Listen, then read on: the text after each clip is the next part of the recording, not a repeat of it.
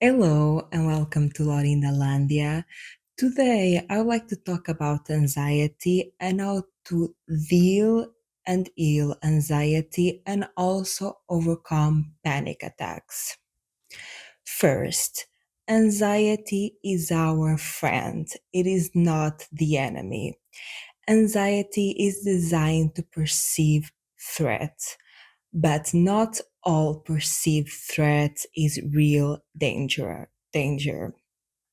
Anxiety is there to spot patterns that we see as dangerous, probably from life experience. For example, if we have experienced trauma, especially in an environment where we're supposed to be safe, let's say a family environment, if we have experienced danger, especially coming from a surprise factor, from an environment where you did not expect it to, from a person or environment that you did not immediately perceive a threat, this can cause anxiety throughout your life because when we have a specific trauma coming from a place where we're supposed to feel safe from, it can rob us from a sense of safety for the rest of our lives within our environments. And anxiety is really designed to keep us safe, and it is designed according to our life experience. So, according to our life experience, the more we felt unsafe, the more likely we are to experience anxiety. But anxiety is not something to be denied, it's something to be accepted. When we talk about panic attacks, when we have a physical manifestation of anxiety, it means that the anxiety was already within our body for quite a while. It can be some hours or even like some days. It depends on how much you have experiencing this anxiety and stress. When it reaches your body, when you have a physical manifestation of anxiety in your body, like a panic attack, it has already been there for a long time.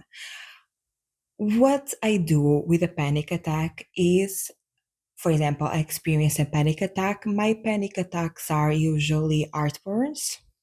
And like in the past, for a long time, since I was like a child, since I can remember, I'll have like heart pain, like day yes, day no.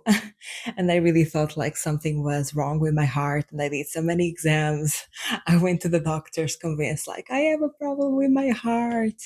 And basically, like my heart was fine. And then I realized later, oh, okay, this is a panic attack, this is anxiety. And what I do to deal with panic attacks, and I'm very grateful for that now. I don't remember last time I had it, when was something so common in my life.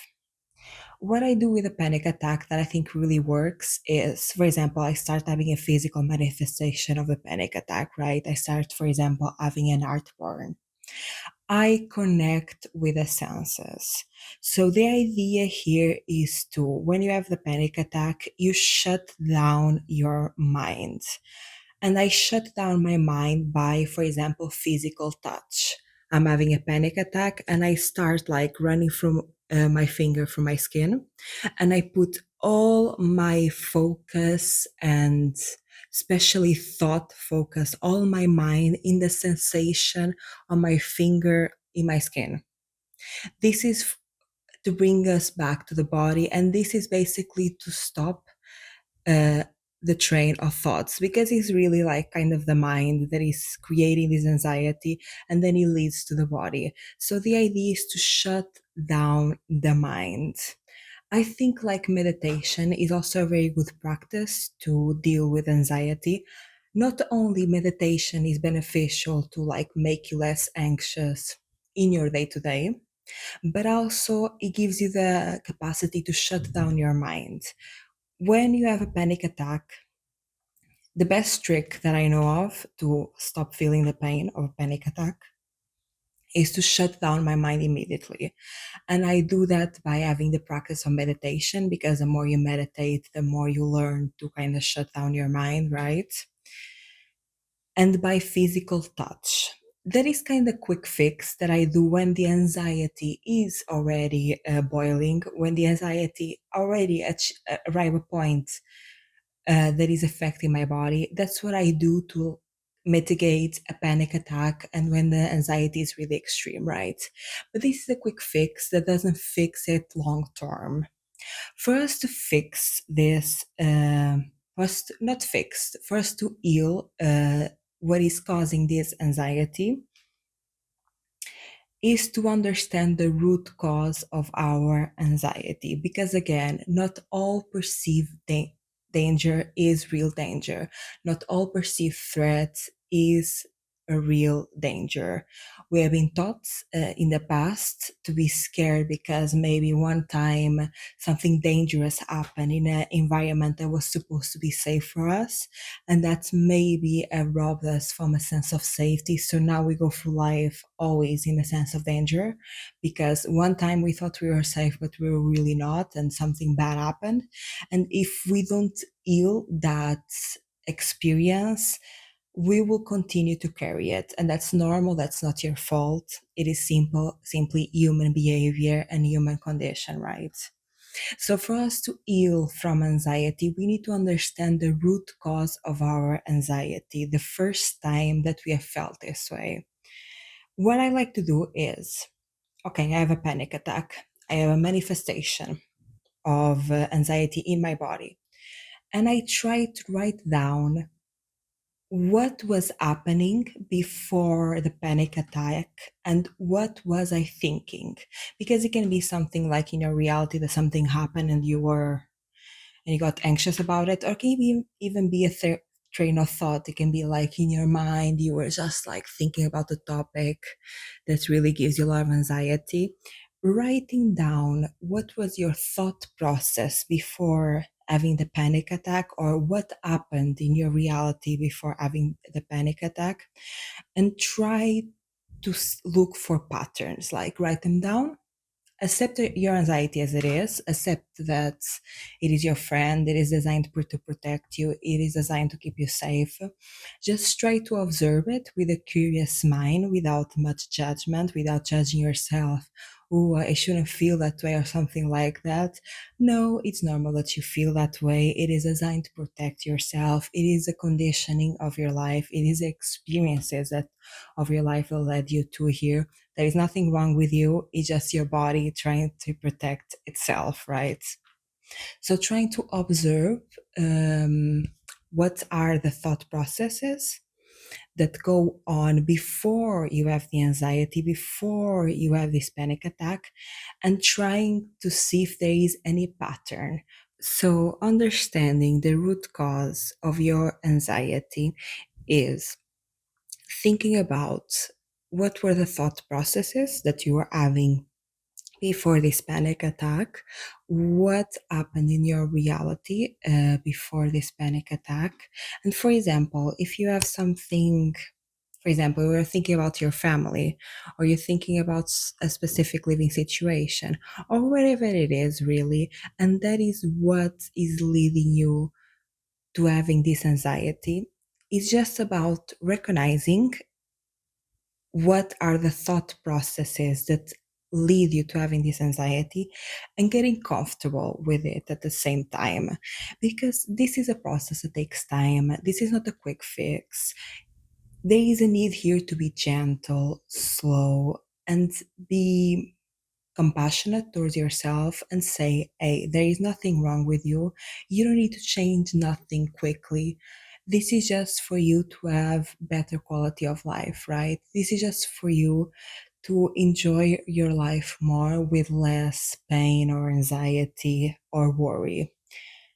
There is nothing wrong with you, so you don't need to quickly fix this. It can be a process, and it should be a process that is slow and compassionate and patient, having a lot of patience with yourself. So, for example, if you start noticing there is like a specific thought process, getting comfortable with that idea, because for us to be able to heal from this, we need to kind of feel comfortable first in feeling the anxiety, because the only way to heal from it is to feel it, right? So we need at some point to sit with our feelings. So slowly by slowly, again, you don't need like tomorrow to feel it all. This can be a gradual and slow process, and it should be a gradual and slow process. Slowly recognizing the pattern, slowly feeling the anxiety, because again, when the anxiety reaches your body, it is already an accumulation, it's already an undealt thought process, an undealt reality, right? So when you slowly feel it, this means that you are slowly unpacking, so it does not cause you pain, so it does not cause you worry, so it does not cause you a disturbance, right? Because again, anxiety is our friend. We are never gonna not feel anxiety. It is there designed to protect us, it is designed to keep us safe, right? So slowly sitting with the thoughts that make you anxious and being comfortable in facing them, slowly doing this, and at some point when you feel like really comfortable, when you feel like okay, I can feel this, or you have time in your week, or you have an environment that you feel safe in. Safety is very important. When you feel safe enough to feel your emotions, we're gonna go to the thought that gave you anxiety, right? Imagine you are thinking about, let's say, your family, and it gives you anxiety. Sitting with that feeling, and again, you do this when you feel safe, when you have created safety within you, you create safety by slowly feeling your emotion and realize, hey, it's fine, it's not the end of the world, I'm fine. But this is a slow process and is a gradual process. So when you are accustomed to feeling your anxiety, you're going to sit with that thought of, okay, for example, I think of family, I get anxious. And you sit with those emotions, so you sense those emotions in your body, you feel those emotions in your body, and you clear your mind while feeling the emotions in your body. And this is one of my favorite techniques. That is, when was the first time that you felt this way? And then you're gonna have this memory, and going to that specific memory of when was the first time that you felt this anxiety. When was the first time, right? Because that's the root of your anxiety. That's where all begin, right? Going to the first time that you felt that way, and basically just sitting with your emotions while saying to yourself, hey, you are safe, you are taken care of, you are accepted, you are loved. I'm here for you. I'm here to support you. You are safe to feel these emotions, because the only way to fully heal from a specific trigger of anxiety, because you're never going to be fully healed from anxiety, you just learn to make it your friend instead of your enemy. To overcome an overwhelming trigger of anxiety, you need to feel it all. You need to go to the root and feel the trauma of that experience, and feel the beginning of that specific anxious thought pattern.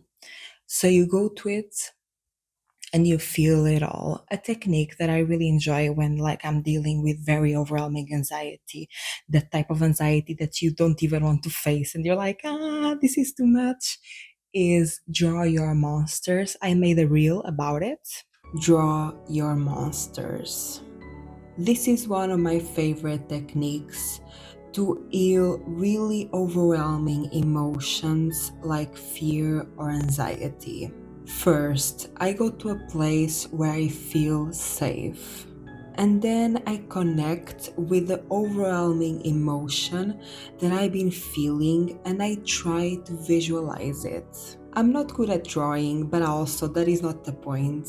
The point is to draw the visualization of that overwhelming emotion for us to be able to feel it and process it. Finally, I look to that emotion and I give it love. because at the end of the day, that monster is me. Thank you so much for listening.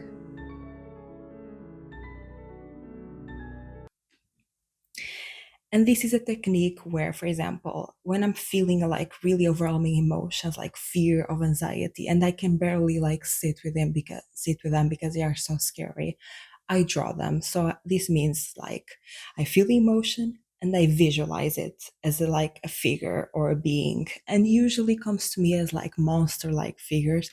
It doesn't need to come to you as that, but for me it comes. So I draw what I visualize that emotion to be. I draw it, and the idea is to look at this being and be like visualize this being of your emotion basically is you. Is basically yourself in a specific emotion, and give it love like you would, for example, a best friend. It kind of helps when like it's really overwhelming to visualize it outside of you, because it kind of creates a distance.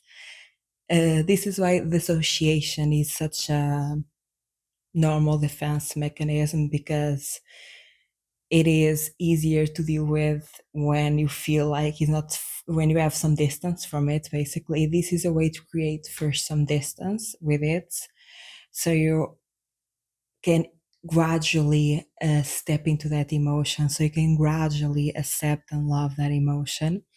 So drawing it, seeing the visualization of this specific anxiety, this specific trigger, and giving it love, giving it like a I love you, I accept you, I'm here as a friend, treating it like you were the best friends, hugging them, reassuring them, asking them, hey, what do you need right now? What do you want me to provide to you? And treating them like a best friend. And usually, what happens to me is the more I see it and I give it love and I accept it, one, the less I feel it. Two, the more it visually transforms. And usually, it starts at monsters and he ends up like the more I love it. And he ends up at some point in my visualization, I see it them as me, as like different versions of like me as a child, me as a teenager, me in a specific point in time, because that was the root of my trigger anxiety. That was the root, that was the beginning. And this can be a good way to gradually tap into very overwhelming emotions, but also understanding that at the end of the day, that figure is you. At the end of the day, that is you. Is just your way to deal with very well overwhelming emotions. And I think like also talking to them, to that figure, or even if you don't see the figure and you can sit with your emotions, expressing truthfully how you feel without restrictions, because I think sometimes we have kind of a inner judgment, inner critic, and we sometimes feel bad expressing what we feel truly. Like we feel hurt, we feel that something was unfair, we feel shame, we feel guilt, whatever we feel. Sometimes we might find hard to express fully what we are feeling, right? Because we might feel some sort of shame or guilt about it. But the capacity of truly expressing how you feel without judgment, without saying this is good or bad, just like as a way of expressing how you feel, is also very helpful, because the way that you heal from a specific trigger of anxiety, because again, you're never not feel anxious. Anxiety is a necessary part of life, is our friend, is our protector. But to heal a specific trigger of safety that it doesn't exist in our life anymore, probably was something that happened to us in the past and is not our reality anymore. We are not in the same environment, we are not the same people. To heal a specific trigger of anxiety, we all just need to basically feel it all. It is what's the reason why anxiety is causing like pain in our body and is causing disruption in our life and is causing this much worry, is because we are not accepting it. It's because we are rejecting it and we are let it accumulate. It is accumulation of anxiety that creates kind of the disadvantages of it, right? So for us to heal from the anxiety is to have a healthy relationship with it, is to accept it, is to recognize it, is to love it. That's why like journaling, daily journaling, you don't need to write a lot, just like write how you feel in that day truthfully, without judgment, without criticism, just like truthfully how you feel, unfiltered, like in a journal, just for you to look at those your emotions and embrace them and love them and see them. That is the way that you kind of manage your daily anxiety. And that is the way that basically doesn't accumulate. For us to not accumulate anxiety to a point that affects us our day to day and affect negatively our daily experience, is basically we need to constant reassure it.